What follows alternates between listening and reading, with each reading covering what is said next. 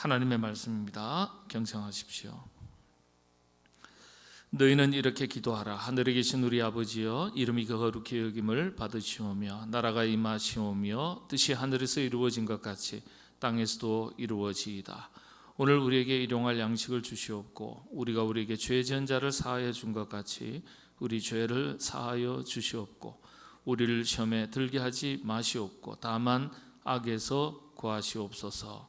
나라와 권세와 영광이 아버지께 영원히 있사옵나이다. 아멘. 다만 악에서 구하시옵소서. 주님께서 가르쳐 주신 기도 중에 다만 악에서 구하시옵소서, 이 기도의 내용에 대해서 함께 말씀을 살피도록 하겠습니다. 거짓말했습니다. 이건 죄인가요, 아닌가요? 죄예요. 그렇죠. 왜냐? 거짓 증거하지 말라 그랬는데 거짓말했으니까 죄입니다. 여러분, 몸이 아파서 병들었어요. 이건 죄인가요, 죄가 아닌가요? 스트레스 받아서 머리도 아파요. 머리가 찌끈찌끈해요. 검사를 받았더니 어디가 안 좋대요. 아파요. 이건 죄입니까, 죄 아닙니까? 어려우세요? 죄는 아니잖아요. 그러면 말씀 바꿀게. 악한 것인가요? 악한 것이 아닌가요? 악한 것, 아픈데 그걸 악하다. 아닌 것 같죠, 그죠? 근데 그건 악한 거예요. 하나님 말씀을 기준으로 볼 때는 악한 겁니다. 길을 가다가 넘어지셔가지고 다치셨어요. 병원에 가서 꼬맸습니다. 죄입니까? 죄가 아닙니까? 죄는 아니에요. 억울한 거죠. 그러면 악한 겁니까? 악하지 않은 겁니까? 악한 겁니다. 우리가 잘못 알고 있는 거예요. 항상 우리가 이 악을 죄의 개념하고 분리시키지 않고 거의 같은 개념으로 이해를 합니다. 성경에 기록된 말씀으로서 죄악이라는 단어가 있어요. 죄악. 죄와 악에 대한 구분 없이 우리는 통신 같은 개념으로 이해하고 사용합니다. 그런데 성경은 분명하게 분리해서 사용하고 있습니다. 죄가 다르고 악이 다른 거예요. 죄는 어떤 걸까요? 그럼 악은 어떤 걸까요? 서로 의미가 다르기 때문에 성경에서도 다르게 기록하는 거예요. 용어가 분명하게 달라요. 죄라는 용어가 다르고 악이라는 용어가 달라요. 이게 우리가 정확하게 알아야 돼요. 그런데 우리는 구분하지 않고 통칭 하나의 단어로만 이해를 하고 있습니다. 그럴 것 같으면은 성경에서 분리해서 단어를 사용하지 않죠. 죄악이라는 하나의 단어로만 사용하는 거죠. 그런데 죄라는 단어가 다르고 악이라는 단어가 달라요. 죄, 히브리어로는 하타트라 그럽니다. 하타트, 범법, 법을 어겼다는 거예요. 빗나가다, 상실, 타락, 이런 뜻입니다. 헬라어로는 하마르티아, 관역에서 벗어나다. 조금 더 성경적인 의미로 말씀을 드린다면 불순종의 개념이에요. 불순종의 개념. 이 죄라는 단어는 영적인 의미는 물론이고 윤리 도덕적인 개념까지 다 포함되어 있는 겁니다. 그래서 이 죄에 대한 개념은요, 죄라는 용어의 개념은요, 하나님의 뜻을 거스르고 반하는 것, 곧 거역하고, 불순종이죠, 대적하는 것을 말하는 겁니다. 하나님께서 싫어하시는 죄의 개념입니다. 자, 그러면 악이라는 단어는 어떤 걸까요? 그냥 악이라는 단어는요, 히브리어 라라고 합니다. 라가 악이라는 단어예요. 근데 이 단어가 어떤 단어냐면요, 제가 사전을 그대로 인용합니다. 역경, 고난, 상처, 해로운, 불행한, 걱정, 손해. 우리 히브리어 사전에서 이렇게 번역을 했어요. 네. 여러분 막 걱정하는 거예요. 근데 억울하게 손해를 입었어요. 손해 입은 것도 억울한데 이걸 악이라고 말해요. 들을 땐 기분 나쁠 수 있죠. 자, 이걸 헬라어로 악은 포네로스라 그래요. 이게 이제 더 구체적이에요. 아픈, 몸이든 마음이든 아파요. 누가 옆구리 찔러가지고 싫은 소리 한마디 해서 내 마음이 괴로워요. 그럼 아프죠. 몸도 아프고 마음도 아파요. 근데 그 아픈 상태를 뭐라고요? 성경에서는 악이라고 말하는 거예요. 예. 병든 것이 죄입니까? 여러분들 우리가 알고 있는? 아니잖아요. 근데 성경적인 언어로는 그게 악입니다. 악. 버려진. 이 말은요, 수고, 고통이라는 포노스라는 말에서 나왔어요. 이 포네로스라는 말이 고통, 수고예요. 여러분들 무거운 짐을 지고 걸어갈 때 힘이 들어요. 아파요. 허리가 아파요. 어깨가 아파요. 고통이 뒤따라요. 육신의 고통, 마음의 고통도 마찬가지. 열심히 수고하고 애쓰면 그걸 뭐라 그러죠? 우리는 수고의 땀을 흘린다고 했어요. 여러분, 하나님께서 타락한 아담과 하와에게 네가 수고의 땀을 흘려야 먹고 마실 것이다 그랬거든요. 이게 수고하는 거예요. 열심히 땀 흘리고 수고하는 거예요. 최선을 다해서. 오늘 너무 더우니까요. 이게 이제 나무도 버티는데 한계가 있거든요. 식물도 버티는데 한계가 있어요. 그래서 비가 언제 오려나 보니까 비 올 소식은 별로 없는 것 같아요. 그러면 이제 견디다 못해 쓰러지다가 이제 생명이 끝나는 거예요. 그래서 이제 아침에 와서 물을 한 2시간 동안 위에서부터 다 주는데 제가 죽겠더라고요.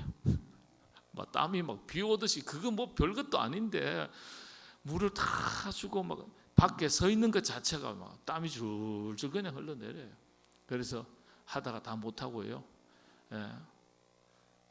그래서 돌아서 야, 오늘 도저히 못하겠다. 그래서 한 2시간 하고서 샤워를 했어요, 제가. 그러니까 수고, 고통, 포노스라는 말에서 이 악이라는 단어가 나온 거예요.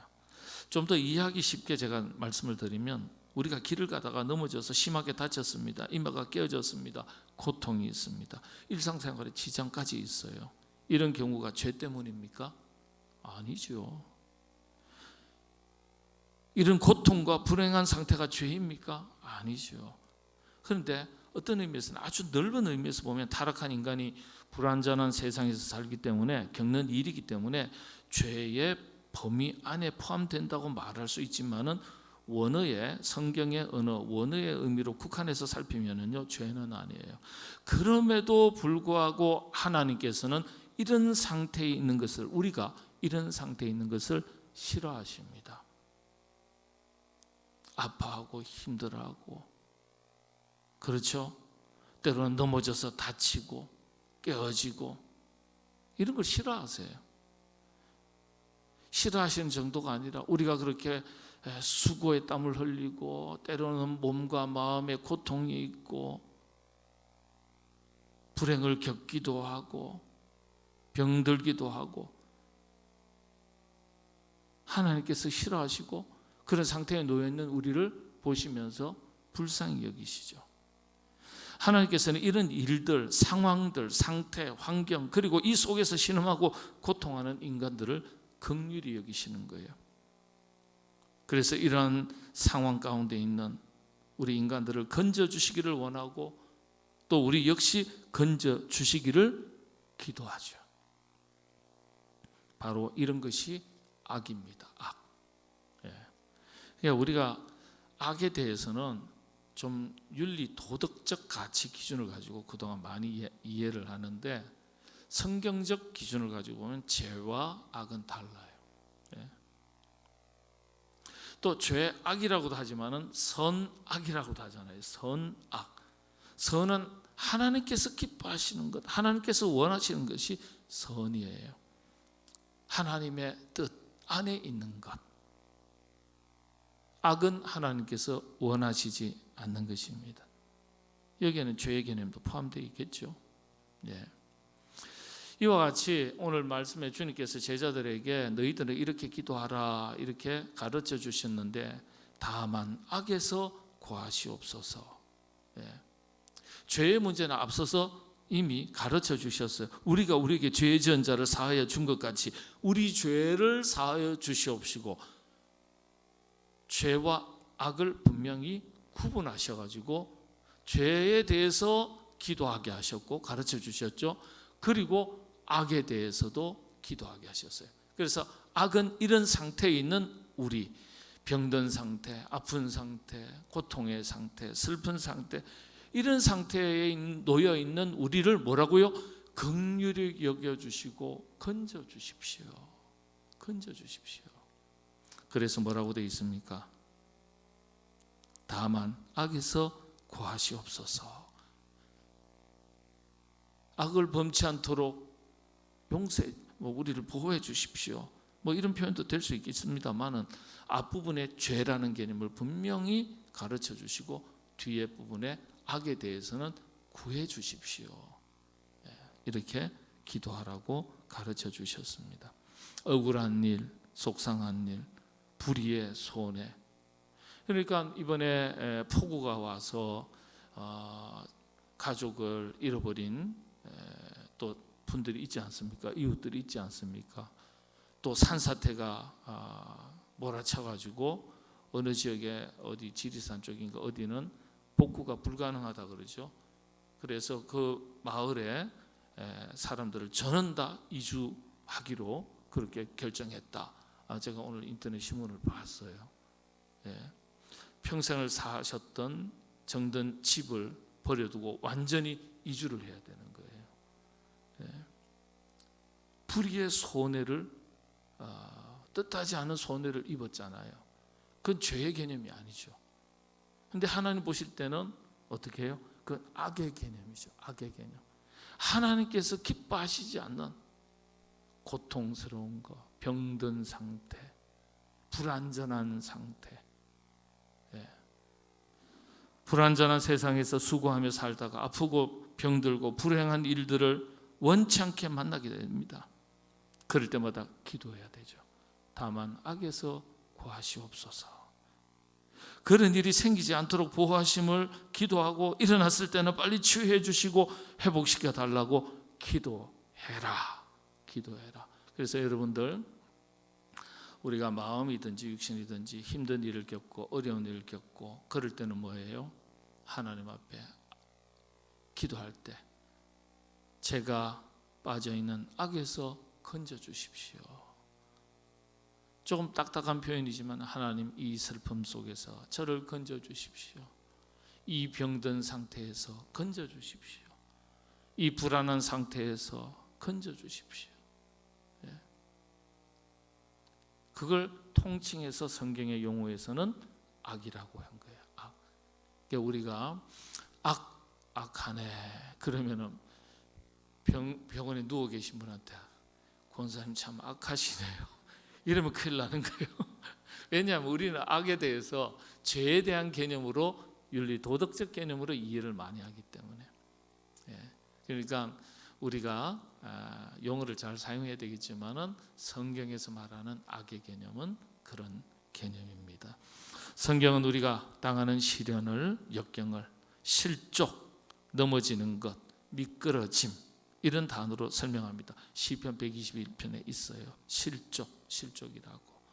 히브리어로 모트라 그러는데 흔들렸다, 미끄러졌다, 떨어졌다. 이걸 시련이라는 단어예요. 시련을 미끄러지고 넘어진 걸 말하는 거, 흔들리는 걸 말하는 거예요. 누구나 그런데 미끄러지고 넘어지고 흔들릴 수 있습니다. 누구나 다 시련을 겪을 수 있어요. 크고 작을 뿐이에요. 크고 작을 뿐. 여러분들 근데 자세히 한번 생각해 보세요. 내가 흔들리고 미끄러지고 넘어지는 것, 내가 약해서 바람에 흔들릴 수 있어요. 그죠? 그런데 바람의 힘이 너무 강해서 흔들리고 넘어질 수도 있어요. 내가 약한 것, 그 원인이 우리 자신의 연약함에도 있을 수 있지만은 세상의 환경과 상황, 거대한 파고가 너무 강해서 내가 흔들리고 미끄러지고 넘어질 수도 있는 거예요. 예수님 잘 믿는 사람도 넘어질 수 있어요. 믿음이 아주 강한 분도 넘어질 수 있고 믿음이 없는 분도 넘어질 수 있고 다 넘어질 수 있어요. 근데 우리가 약속의 말씀을 붙들어야 되죠. 시편 37편 23절 24절 이런 말씀이 있습니다. 여호와께서 사람의 걸음을 정하시고 그의 길을 기뻐하시나니 그는 넘어지나 아주 엎드러지지 아니함은 여호와께서 그의 손으로 붙드심이로다. 누구나 다 넘어져요. 때로는 목사도 넘어지고 장로님도 넘어지고 집사님 권사님도 넘어지고 어린아이도 넘어지고 어른도 넘어지고 다 넘어지지만은 우리가 한 가지 기억할 것은 우리는 하나님 손 안에 있다. 하나님 손 안에 있다. 여호와께서 그의 손으로 붙드심이로다. 이 약속의 말씀을 꼭 믿고 붙드시기 바랍니다. 그래서 시련이 와도 하나님 손 안에 있다. 내가 흔들리고 잠시 넘어지고 미끄러질 수는 있지만은 아주 엎드러지지 아니한다. 왜냐? 하나님께서 나를 붙드시기 때문에.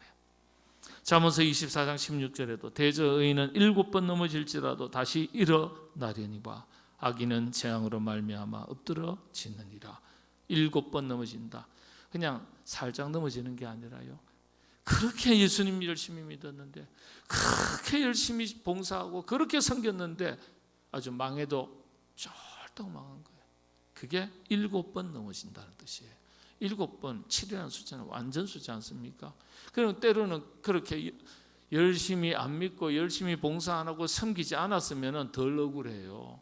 그런데 열심히 믿고 최선을 다했는데, 그런데 시련이 없을 수는 없지만은 세상에는 하나님 돌보시지 않는 것 같고 망해도 이런 식으로 망하게 하시나, 그때는 사람이기 때문에 서운함이 들고 섭섭함이 들고요, 때로는 실족할 수 있는 겁니다. 하나님 원망하기도 할 수 있는 거예요. 그러나 기억하셔야 될 것은 다시 일어난다는 거예요. 여러분들, 하나님의 사람들, 그리스도인들의 신앙의 위대함은요, 넘어지지 않는 데 있는 것이 아니라 다시 일어서는 데 있는 거예요. 다시 일어서.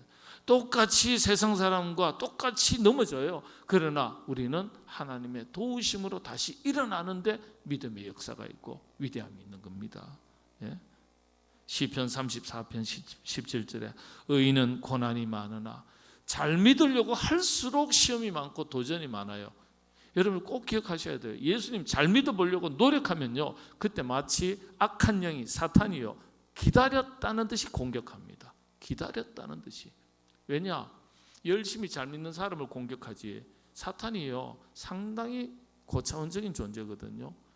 내버려둬도 또 신앙생활을 엉망진창으로 하고 대충 하면요, 내버려둬도 돼요. 왜냐? 내버려둬도 알아서 신앙생활 대충 하니까. 그런데 열심히 하려고 하는 사람은 어떻게 해요? 태클을 걸어야 되잖아요. 태클을 걸어야 되는 거예요. 그래서 의인은 고난이 많다 그랬어요. 의인은, 예? 악인의 형통함을 부러워하지 마라, 번성함을 부러워하지 마라 그랬잖아요. 예수님 열심히 믿는 나는 왜 이렇게 시련이 많고, 예수님 믿지 않고 지 맘대로 사는 저 사람은 어떻게 하나님마다 잘 되냐? 부러워하지 말아요. 부러워하지 마라. 고난이 많지만 여호와께서 그의 모든 고난에서 건지시는도다. 이 말씀을 시편 55편 22절의 말씀은 같이 읽겠습니다. 같이 한번 봉독합니다. 시작합니다. 내 짐을 여호와께 맡기라. 그가 너를 붙드시고 의인의 요동함을 영원히 허락하지 아니하시리로다. 아멘. 짐이라는 건 병든 것이 될 수도 있겠고, 아픈 것이 될 수도 있겠고, 불안한 것이 될 수도 있겠고, 손해가 될 수도 있겠고, 그렇죠? 예. 우리가 이 땅을 살아가는 동안에 무거운 짐을 다 저마다 지게 됩니다. 네. 10살짜리도요 10살짜리만큼의 짐이 있는 거예요. 20살짜리는 20살짜리만큼.